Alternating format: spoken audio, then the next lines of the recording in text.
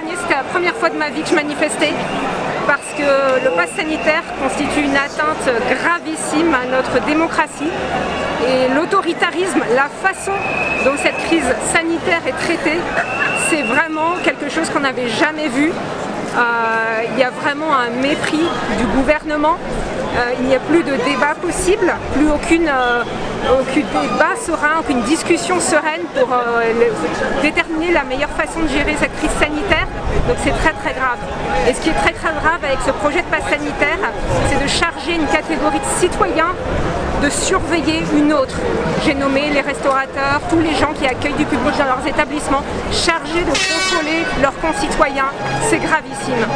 Liberté, liberté, liberté, liberté, liberté, liberté, liberté. Chers amis résistants, nous sommes plus de 100 000.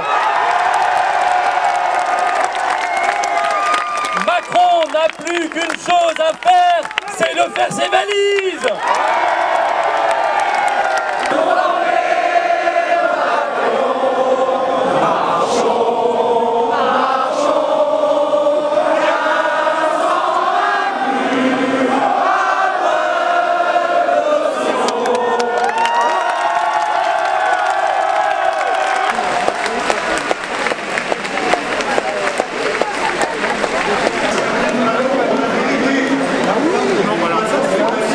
Ça représente un pas de plus vers le nouvel ordre mondial.